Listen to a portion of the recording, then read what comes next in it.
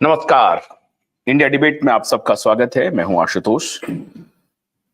दोस्तों, एक इंपॉर्टेंट खबर आ रही है मुंबई से, और खबर है कि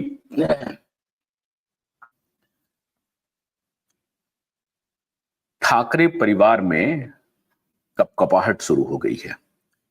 पूरा ठाकरे परिवार कांपने लगा है। उद्धव ठाकरे और आदित्य ठाकरे। अब ये कपकपाहट क्यों शुरू हो रही है? उनको ये डर सताने लगा है, एक तो राजनीतिक पार्टी का मटियामेट हो जाना, और दूसरी बात ये कि अब शायद हमारी फाइल खुलेगी। 1 महीने, 2 महीने, 3 महीने कब खुलेगी फाइल, ये तो अलग विषय है, लेकिन फाइल खुलेगी ये कंफर्म हो गया है। हमारे सूत्र बता रहे हैं कि महाराष्ट्र में सरकार के गठन के बाद फाइल खुलने शुरू हो जाएंगे, और ये फाइल खुलना इस बात पर निर्भर करेगा कि होम मिनिस्ट्री किनके पास रहती है। अगर होम मिनिस्ट्री दोबारा फडणवीस के पास रहती है तब भी फाइल खुलेगी, लेकिन कुछ नाम सामने आ रहे हैं जिनको सरकार में शामिल किया जा सकता है,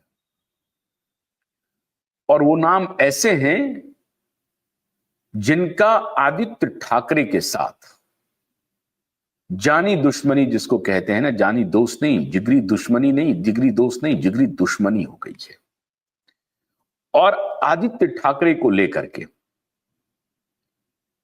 उनके मन में जितने सवाल अभी तक उठ रहे हैं पिछले 4 वर्षों से, उन सारे सवालों का हिसाब किताब वो करेंगे, और वो इस बार मिनिस्ट्री में संभवतः शामिल होंगे। देर रात तक अमित शाह के घर पर बैठक हुई,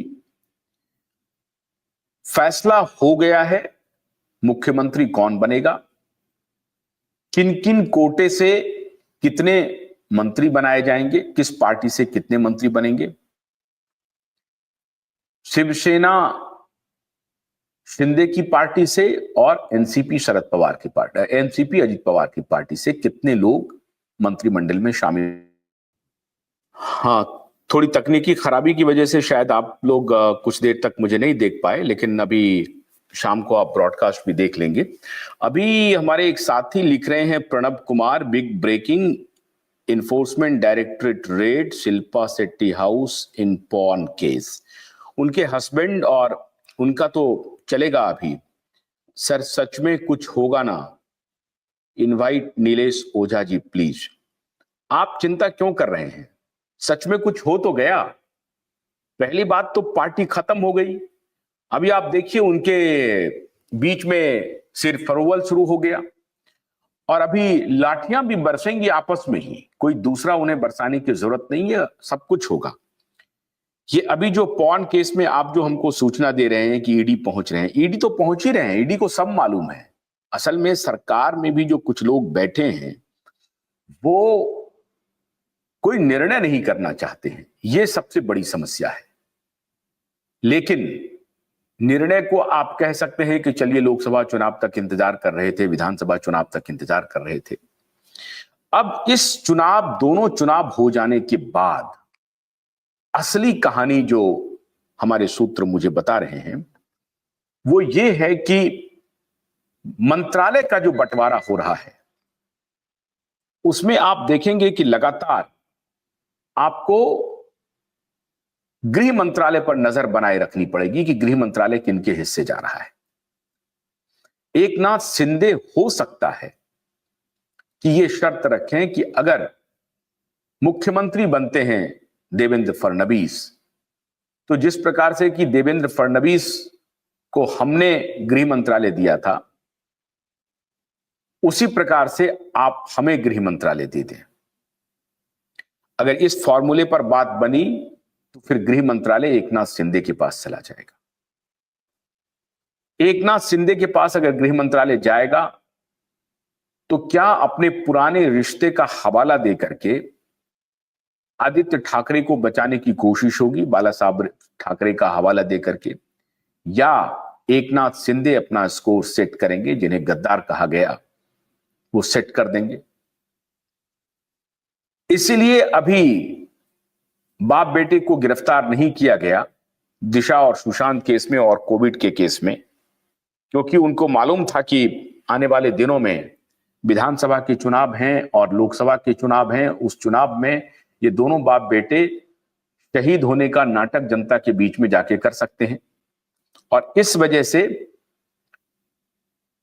ये दोनों पार्टियां, भारतीय जनता पार्टी और एकनाथ शिंदे, दोनों पार्टियां फूक फूक करके कदम रख रही थी। क्या ये मामला था?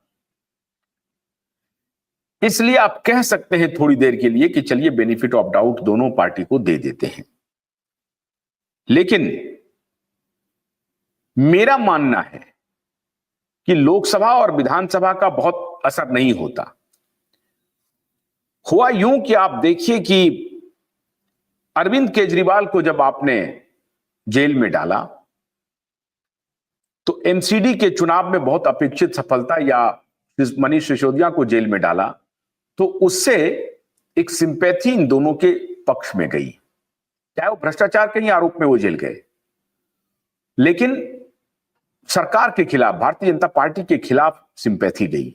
ठीक उसी प्रकार से आज जब हेमंत सोरेन को आपने जेल में डाला तो हेमंत सोरेन के पक्ष में सिंपैथी चली गई, और यही आकलन भारतीय जनता पार्टी कर रही थी कि कहीं ऐसा ना हो कि अगर बेटे को जेल में डाला गया, जो कि जेन्युइनली डाला जाना चाहिए, लेकिन ये बाप बेटे इसका कुप्रचार करेंगे बाजार में कि देखिए हमारे खिलाफ विंडिक्टिव होकर के भारतीय जनता पार्टी हमारे परिवार के खिलाफ एक्शन कर रही है, झूठे केस में फंसा रही है। इसलिए उन्होंने इंतजार किया, और इंतजार बहुत लंबा हुआ लोकसभा और विधानसभा दोनों का, और दोनों में, लोकसभा में महाराष्ट्र में भले ही अपेक्षित सफलता नहीं मिली, लेकिन लोकसभा में राष्ट्रीय स्तर पर दोबारा जीत करके एनडीए गठबंधन सत्ता में आई और अब वो सरकार चला रही है। महाराष्ट्र विधानसभा बहुत महत्वपूर्ण था कि महाराष्ट्र विधानसभा में जिस प्रकार से इनका इकोसिस्टम ने प्रचारित प्रसारित किया था कि एकदम मेजॉरिटी में महाविकास आघाड़ी आ रही है और सरकार बनाने जा रही है, उससे लोगों में भय हो गया था। भारतीय जनता पार्टी भी बैकफुट पर आ गई थी कि कहीं ऐसा ना हो, क्योंकि लोकसभा में जिस प्रकार से महाराष्ट्र में अपेक्षित सफलता नहीं मिली, उसका डर बीजेपी और एकनाथ शिंदे और अजित पवार को तो सबसे ज्यादा सता रही थी।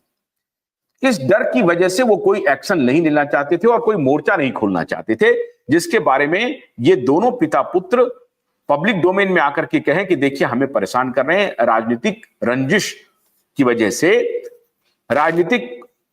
वजह से मुझे जेल भेजा जा रहा है, झूठे केस में फंसाया जा रहा है। इस तरह का आर्गुमेंट दोनों बाप बेटा दे सकते थे, लेकिन अब विधानसभा खत्म, लोकसभा चुनाव खत्म, इसलिए अब सारी निगाहें इस बात पर हैं कि गृह मंत्रालय किसके पास रहता है, और अगर गृह मंत्रालय एकनाथ शिंदे के पास जाता है तो क्या एकनाथ शिंदे महीने, 2 महीने, 3 महीने में दिशा सालियान का चैप्टर ओपन करते हैं कि नहीं करते हैं?